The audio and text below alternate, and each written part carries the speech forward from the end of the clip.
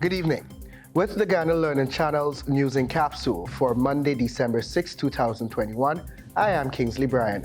Here's a look at some of the top stories we will be covering this evening.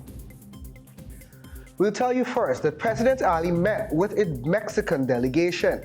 They held discussions on investment opportunities in Guyana. Then, boosters now available for persons over 18. Minister of Health continues to plea for persons to get vaccinated. Then, Tourism Ministry seeking proposals for the development of eco-lodges and resorts nationwide. Also, 24 women graduate from Road to Growth. Program aims to enhance capacity and marketability. And in news from the region, Argentina donates COVID-19 vaccines. 4 member states of OECS to benefit from latest tranche. And on the international scene, dune carvings at Qatar are unique.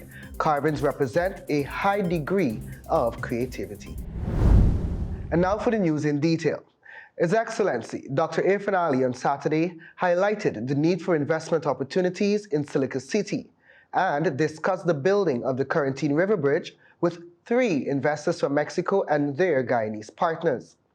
The meeting, which involved several ministers of government and other key government officials, also saw pitches by the investors in areas such as housing, road and hospital construction, and oil and gas.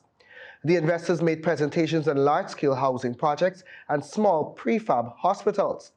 The investors proposed their uniquely designed, cost-affordable, modern concrete houses and were directed by the President to his team from the Ministry of Housing, including the Minister within the Ministry of Housing and Water, the Honorable Susan Rodrigues, and CEO of the Central Housing and Planning Authority, Sherwin Greaves, for further discussions and a guided tour of communities currently being developed. The group of investors were led by CEO of Grupo Industrial Omega, Andres Holzer, who further highlighted several other areas of interest, including an oil refinery and a new terminal at the Cheddi Jagan International Airport. He said that a group of investors also have the resources to pave the road from Lethem to Linden to enhance travel and investments between Guyana and Brazil. The President listened to all the ideas, discussed their possibilities, and then spoke about his government's plan to develop Guyana's secondary city, Silica City. The head of state also asked the investors about their potential to build the Corentyne River Bridge, which will link Guyana and Suriname by road. He reminded them that the planned bridge will use the design, finance, build and own model. President Ali used the opportunity to express to Mr. Holzer his desire to see Guyanese products sold in duty-free shops in airports worldwide. Discussions will continue in this regard between Holzer and Ramesh Gir, CEO of the Cheddi Jagan International Airport Corporation. The meeting, which took place in the office of the President, was also attended by Senior Minister in the Office of the President with responsibility for finance, the Honorable Dr. Ashni Singh, Minister of Health, the Honorable Dr. Frank Anthony, Minister of Agriculture, the Honorable Zulfikar Mustafa, Minister of Foreign Affairs, the Honorable Hugh Todd, and Minister of Natural Resources, the Honorable Vikram Bharat. And all COVID-19 vaccination sites across the country are now offering booster doses to persons 18 years and older. As such, Minister of Health, Dr. Frank Anthony, is once again appealing to persons to visit any one of the sites to receive their jabs. Open quote. So those previous requirements that we had, where you have to be 50 years and older, we have now lowered that requirement to 18 years and older. So, once you have received 2 of those primary regimens, and now you're 6 months after that, you can come and get a booster dose, Dr. Anthony said on Monday. Since the rollout of the ministry's COVID-19 vaccination campaign earlier this year, 738,995 doses of a COVID-19 vaccine have been administered. This includes first, second, and booster shots. Some 403,537 adults have received a dose of the vaccine, while 282,567 adults are fully inoculated. For the age 12 to 7 cohort, 29,458 adolescents received a first dose of the vaccine, while 20,659 of them have been fully vaccinated. In terms of booster doses, 2,774 shots have been administered since the campaign's rollout. Dr. Anthony is calling on persons to take their jabs as it is the surest way to protect against COVID-19. The vaccines being administered are AstraZeneca, Sinopharm, Sputnik V, Pfizer, and Johnson & Johnson. Also, the government of Guyana, through the Ministry of Tourism, Industry and Commerce, is seeking proposals for the development of eco-lodges and resorts in various regions countrywide. The ministry said Guyana has been recognized as a premier ecotourism destination with much potential for further development. According to the statement by the ministry, the government is prepared to offer attractive incentives for the development of the eco-lodge and the resort industry, including fiscal incentives. In a recent interview with members of the media, Minister Unej Waldron had noted that there is need for upgraded facilities. She noted, open quote, "We have invited people in the private sector to come and develop the different areas. The falls. There are many falls, there are many places that eco-lodges would work in terms of being economically viable. Will be a thriving business. However, we have seen a lot of Amerindian villages that would like to have their guest houses restored. So, there are lots of opportunities for eco-lodges," end of quote. The minister said there is currently no large eco-friendly resort in Guyana. She said the ministry's objective of the project is to generate employment by engaging the local communities, create business opportunities through collaboration and partnership by engaging local communities, to expand the country's accommodation selection and room stock, and to encourage the participation of the private sector to have co-ownership of the tourism product. The request for proposal can be downloaded from the ministry's website. Deadline for submission is January 30, 2022. Also, 24 women entrepreneurs on Saturday graduated from the Sherry Blair Foundation for Women Road to Growth program, which is aimed at enhancing one's capacity and marketability of women-led businesses in Guyana. The 7-week program was made possible through a collaborative effort between the Sherry Blair Foundation, ExxonMobil Foundation, and Action Invest Caribbean, Incorporated, among others. It covered topics such as knowing your market, digital marketing, knowing your business, understanding financing, managing financial relationships, and applying for financing and confidence building. Guyana Women Leadership Institute Senior Training Officer Sanjay Puran said that the purpose of this program goes hand in glove with the Human Services Ministry's Women Innovation and Investment Network, WIN. As a brainchild of Minister Vindhya Prasad, WIN has been helping hundreds of women by empowering them with the necessary skills and knowledge to become financially independent. So far, the ministry has trained about 1,400 women with the intention of training 3,000 in 2022. British High Commissioner to Guyana, Her Excellency Jane Caroline Miller, thanked the graduates for recognizing the need to advance their existing businesses by participating in the program geared to boost women entrepreneurs.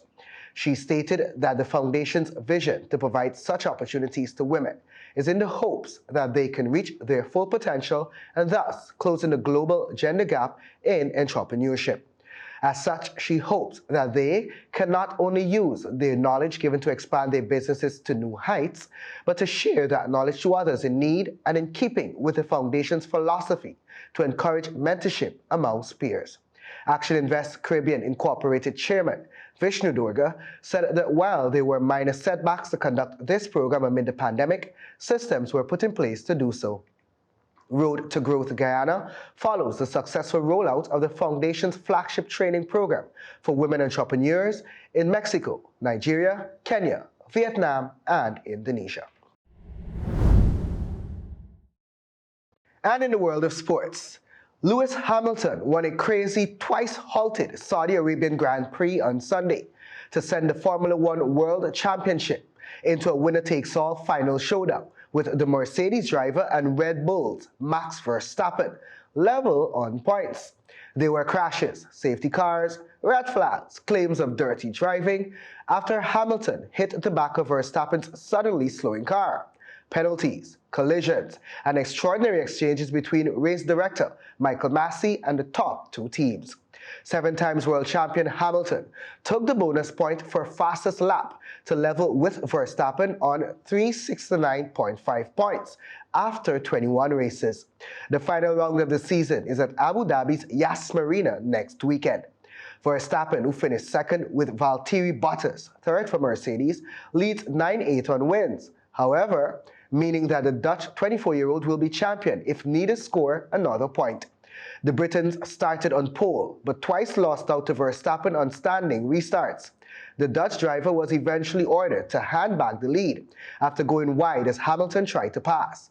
But when he slowed, Hamilton ran into the back of him, accusing his rival of brake testing him. Stewards handed Verstappen a 5-second time penalty, but Hamilton rendered that irrelevant by overtaking 7 laps from the end. Mercedes were angry with Massey, saying they had not been given time to inform Hamilton that Verstappen had been told to give the place back. And Verstappen was also furious. That was spectacular, but not a road race, said Mercedes team boss Toto Wolff. And that story was extracted and modified from Reuters. Argentina announced that within the framework of the international reciprocity and solidarity strategy aimed at equitable access to vaccines to reduce the effects of COVID-19 pandemic and the current epidemiological situation in the country, it will donate vaccines to other countries. In this case, 42,000 doses of AstraZeneca to the Eastern Caribbean. St. Lucia will receive 18,000 doses, Dominica 2,000 doses, Grenada 11,000 doses, and St. Vincent and the Grenadines 11,000 doses. These 4 countries are members of the Organization of Eastern Caribbean States, OECS, with whom Argentina has coordinated the reception and delivery logistics. Argentina is part of a global reciprocity system constituted by the donation of vaccines to reduce infections and the effects of the global pandemic of COVID-19, an international mechanism that during the recent G20 summit was claimed by the intervening countries as a solidarity response and effective global work against the pandemic. These donations made by our country were managed by the Ministry of Foreign Relations, International Trade, and Worship, led by Santiago Cafiero, in conjunction with the Ministry of Health in charge of Carla Vizzotti, and are made as a result of the offer that Argentina has initiated by ensuring the stock of doses needed to complete the vaccine distribution for the entire target population. The White Helmets Commission, chaired by Sabina Frederick, and which depends on the Ministry of Foreign Affairs, initiated the negotiations for assistance and solidarity exchange of experiences in the management of COVID-19, so that, as is being done globally, Argentina responds positively and proactively to international needs caused by the pandemic. In this framework, the country has offered doses to different countries that are in situations of need to access vaccines in a preemptory manner, and has obtained favorable responses from 11 countries. AstraZeneca vaccine shipments to Mozambique and Vietnam have already been completed. The other states are evaluating the acceptance of the offer made by Argentina, whose response is expected in the next few days. And that story was extracted and modified from Loop Caribbean News. And on the international scene, some shoot out of the soft rock like reptiles bathing in the sun. Others are mysterious depressions, resembling an ancient board game played all over the world. And a few are straight up puzzling. On a desolate and windswept corner of Qatar's northeastern coast, among the sand dunes of the barren desert, lies Al Jassasiyah, the Gulf country's largest and most important rock art site. Here, people centuries ago used a series of low-lying limestone outcrops as a canvas on which they carved symbols, motifs, and objects that they observed in their environment. Overall, archaeologists have found a total of some 900 rock carvings or petroglyphs at Al Jassasiyah. They are mostly enigmatic cup marks arranged in various patterns, including rows and rosettes, but also eye-catching representations of sailing ships, usually seen from above but also depicted in linear profile, among other symbols and signs. Although rock art is common in the Arabian Peninsula, some of the carvings in Al Jassasiyah are unique and cannot be found anywhere else, said Farhan Sakal, head of excavation and site management at Qatar Museums. These carvings represent a high degree of creativity and observation skills, the artists who made them, he said, as they were not able to see the dhow, a traditional ship, from above. The most prominent pattern involves 2 parallel rows of 7 holes, leading some to believe that these were used to play Mancala, a board game popular in many parts of the world since antiquity, in which 2 contestants drop odd and even numbers of small stones into the depressions. Others have disputed this theory, pointing to the fact that some of the holes at Al Jassasiyah are too small to hold any of the stones, while others can be found on slopes, an impractical choice that would have resulted in the counters falling out. Further suggestions include the cup formations being used in some way for divination, or for the sorting and storage of pearls, or as systems to compute the time and tides.